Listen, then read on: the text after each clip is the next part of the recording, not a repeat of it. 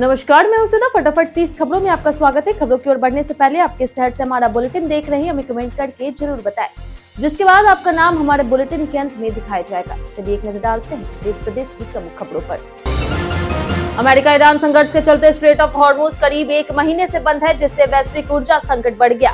Britain ने इसे खोलने के लिए 35 देशों की बैठक बुलाई, जिसमें भारत भी शामिल है। विदेश सचिव विक्रम मिस्री भाग ले रहे हैं। बैठक का उद्देश्य नौवहन बहाल करना है, लेकिन सफलता पर अनिश्चितता बनी हुई है। ईरान अमेरिका तनाव से उत्पन्न ईंधन संकट का असर भारत के पड़ोसी देशों पर पड़ रहा।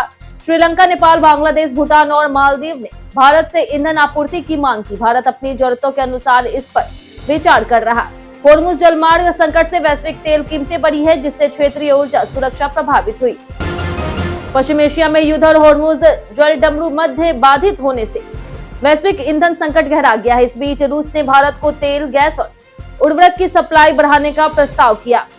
वहीं उप प्रधानमंत्री देनिस मांतुरोव ने पीएम मोदी और जयशंकर से मुलाकात कर ऊर्जा सहयोग मजबूत करने पर चर्चा की, जबकि भारत वैश्विक स्रोत की तलाश कर रहा। राजनाथ सिंह ने तिरुवनंतपुरम में पाकिस्तान को चेतावनी देते हुए कहा कि किसी भी दुस्साहस पर भारत निर्णायक और अभूतपूर्व जवाब देगा। उन्होंने ऑपरेशन सिंदूर का जिक्र करते हुए बताया कि यह अभी खत्म नहीं हुआ। भारत आतंकवाद पर जीरो टॉलरेंस रखते हुए जरूरत पड़ने पर सीमा पर कार्रवाई के लिए तैयार है।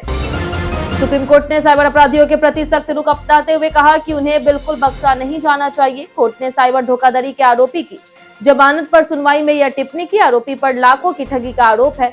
वहीं नोएडा में भी साइबर अपराधियों ने 2 लोगों से करीब 1 करोड़ रुपए ठग लिए। सरकार ने संसद में स्पष्ट किया है कि नरेंद्र मोदी की फरवरी में हुई इजरायल यात्रा के दौरान ईरान पर हमले को लेकर के कोई चर्चा नहीं हुई थी। विदेश राज्य मंत्री ने बताया कि कई क्षेत्रों में समझौते हुए, लेकिन हमले की जानकारी पहले से नहीं थी। इजरायल ने भी कहा कि निर्णय बाद में लिया गया था। भारत पाकिस्तान के अधिकारी के संबंध तनावपूर्ण होने के बावजूद ट्रैक 2 कूटनीति के जरिए अनौपचारिक संवाद जारी है। इससे गैर सरकारी लोग बातचीत कर विश्वास बहाली और समाधान तलाशते हैं। दोहा बैठक इसका उदाहरण है। भारत ने चीन, रूस, यूक्रेन और कनाडा मामलों में भी इस कूटनीति से संवाद बनाए रखकर संबंध सुधारने में भूमिका निभाई। भारत ने वित्तीय वर्ष 2025-26 में 38,424 करोड़ रुपए का रिकॉर्ड रक्षा निर्यात कर इतिहास रचा, जो पिछले वर्ष से 62% अधिक है। राजनाथ सिंह ने इसे स्वदेशी क्षमताओं पर वैश्विक भरोसा बताया। निर्यात में डीपीएसयू का 54.84% और निजी क्षेत्र का 45.16% योगदान रहा। भारत अब 80+ देशों को रक्षा उपकरण निर्यात कर रहा। एचएएल प्रमुख डीके सुनील के अनुसार ईरान इजरायल संघर्ष से सैन्य आपूर्ति में देरी संभव है, लेकिन भारत के पास पर्याप्त स्टॉक है। तेजस के लिए इजरायली उपकरण प्रभावित होंगे। एचएएल कैट्स वॉरियर ड्रोन पर फोकस कर रहा। वहीं तेजस MK-1A डिलीवरी इंजन देरी से प्रभावित है। ब्रेकिंग सॉफ्टवेयर ठीक कर उड़ान बहाल होगी। SU-57 पर विचार जारी है। पश्चिम एशिया संकट के बीच भारत ऊर्जा सुरक्षा को लेकर के सतर्क है। सरकार के अनुसार देश में कच्चे तेल की कमी नहीं है। रिफाइनरी पूरी क्षमता से चल रही और 60 दिनों का भंडार उपलब्ध है। पीएनजी कनेक्शन बढ़ाए गए हैं। एलपीजी सरेंडर की अपील की गई। वहीं हॉर्मुज संकट पर भारत ने कूटनीतिक समाधान और निर्बाध समुद्री आवाजाही पर जोर दिया। नागरिक उड्डयन मंत्रालय ने हर उड़ान में 60% सीटें मुफ्त देने के निर्देश को फिलहाल स्थगित कर दिया। एयरलाइंस के विरोध और परिचालन कठिनाइयों के चलते यह फैसला लिया गया। जांच पूरी होने तक यह नियम लागू नहीं होगा। इससे यात्रियों को सस्ती सीटों की उम्मीद को झटका लगा, जबकि अभी केवल 20% सीटें बिना अतिरिक्त शुल्क के उपलब्ध है। सुप्रीम कोर्ट के निर्देश पर चुनाव आयोग ने मालदा में न्यायिक अधिकारियों के घेराव की जांच NIA को सौंप दी है। अदालत ने इसे प्रशासन की विफलता बताया। SIR प्रक्रिया के दौरान विरोध में भीड़ ने 7 अधिकारियों को बंधक बनाया। सुरक्षा बलों ने देर रात उन्हें छुड़वाया है। वहीं घटना से चुनावी माहौल और तनावपूर्ण हो गया। ब्रिटेन की अगुवाई में हॉर्मुज स्ट्रेट खोलने पर अहम बैठक हुई, जिसमें भारत समेत कई देश शामिल हुए। विदेश सचिव विक्रम मिस्री ने भारत का पक्ष रखते हुए सुरक्षित और मुक्त समुद्री आवागमन की मांग दोहराई। ईरान के कारण बंद इस जलमार्ग से वैश्विक तेल आपूर्ति प्रभावित है। भारत ने अंतर्राष्ट्रीय कानून के तहत समुद्री सुरक्षा पर जोर दिया। कायरस एस पूनावाला ने यशोदा एंड कृष्णा पेंटिंग को 167.2 करोड़ रुपए में खरीदकर भारतीय कला का नया रिकॉर्ड बनाया। राजा रवि वर्मा की यह कृति अपेक्षा से दोगुनी कीमत पर बिकी। वहीं सीरम इंस्टीट्यूट ऑफ इंडिया के संस्थापक पूनावाला विश्व के प्रमुख अरबपतियों में शामिल हैं और पद्म भूषण से सम्मानित हैं।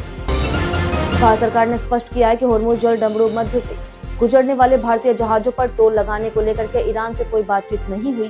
भारत ने अटकलों को खारिज करते हुए कहा कि जहाजों की सुरक्षित आवाजाही सुनिश्चित करने के लिए वह क्षेत्रीय देशों के संपर्क में है और हाल में 6 भारतीय जहाज सुरक्षित पार कर चुके हैं।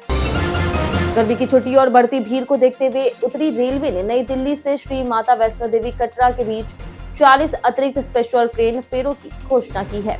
यह सेवा 15 अप्रैल से 16 जुलाई तक चलेगी। ट्रेन कई प्रमुख स्टेशनों पर रुकेगी और 21 कोच के साथ यात्रियों को कंफर्म टिकट मिलने में मदद मिलेगी। नितेश तिवारी की मोस्ट अवेटेड फिल्म रामायण का फर्स्ट लुक टीजर रिलीज हुआ, जिसमें रणबीर कपूर श्री राम के रूप में नजर आए।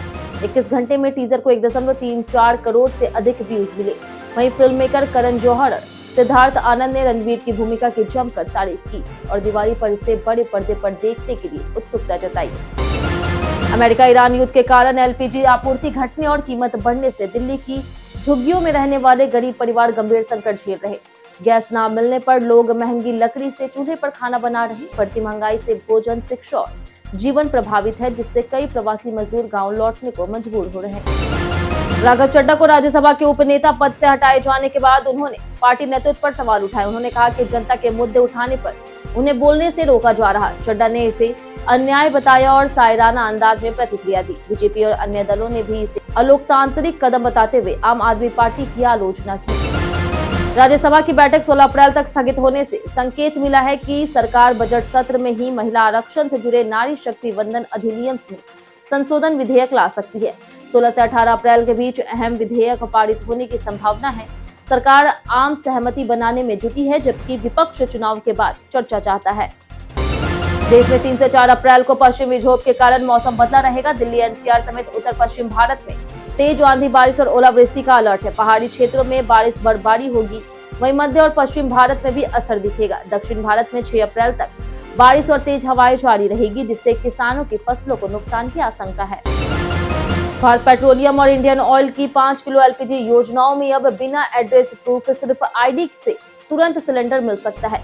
यह सुविधा छात्रों, प्रवासी मजदूरों, किराएदारों और छोटे परिवारों के लिए खास है। सिलेंडर हल्का, पोर्टेबल है, आसानी से रिफिल होता है और देश भर के अधिकृत डिस्ट्रीब्यूटर्स पर उपलब्ध है।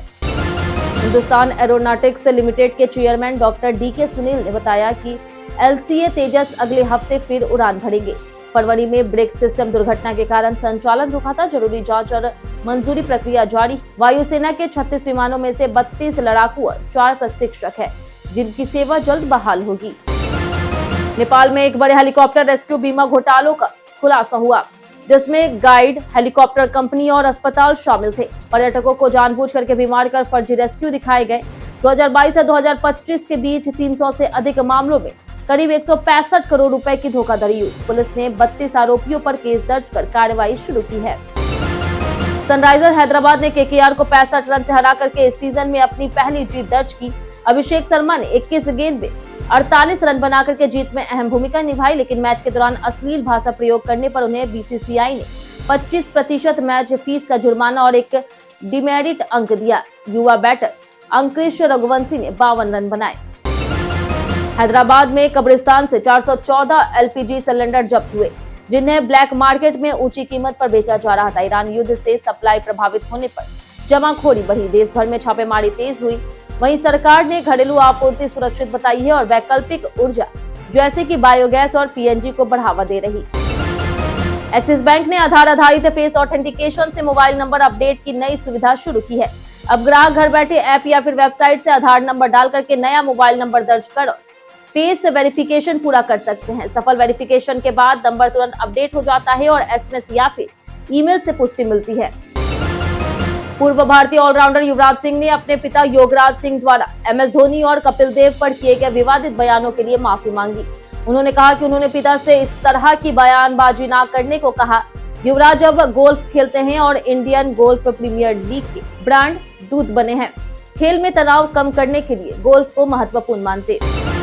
भारतीय एयरटेल ने 48 रुपए का नया प्रीपेड डेटा प्लान पेश किया, जो 1 GB 4G डेटा और 1 महीने के लिए जियो हॉटस्टार मोबाइल सब्सक्रिप्शन के साथ आता है। यह प्लान आईपीएल 2026 देखने वालों के लिए सही समय पर पेश किया गया। वैलिडिटी 1 महीने की है और लगभग सभी सर्कल्स में उपलब्ध है। अन्य बड़े प्लान्स में नेटफ्लिक्स और G5 भी शामिल है। रणवीर सिंह की film Dhurandhar 2 the revenge release के 15 दिन के बाद भी दर्शकों को खूब पसंद आ रही। बॉलीवुड सितारे प्रियंका चोपड़ा, विक्की कौशल और अब आमिर खान ने भी फिल्म देखी। आमिर ने सोशल मीडिया पर फिल्म की टीम की मेहनत और विजन की तारीफ की। आलोचनाओं के बावजूद फिल्म का बॉक्स ऑफिस प्रदर्शन शानदार बना हुआ है। बीते दिन बहुत से लोगों ने हमारे वीडियो पर कमेंट किया था। जिन्होंने हमारे वीडियो पर कमेंट किया उनके नाम है संजय कुमार, जितेंद्र ठाकुर, रौनक सिंह, वरुण कुमार, बेबिका कुमारी, सानू कुशवाहा, किशन कुमार, वीरेंद्र कुमार सिंह, दीपक कुमार, कृष्णा कुमार, देवेंद्र साहू, हरेंद्र सिंह, राजीव सिंह, पवन कुमार और बाबूलाल मरांडी। इसी के साथ बढ़ते आज के सवाल पर। आज का सवाल है, आपके क्षेत्र में स्वास्थ्य सुविधाएं कैसी है? आज के लिए सिर्फ इतना ही। हमारे साथ बने रहने के लिए धन्यवाद।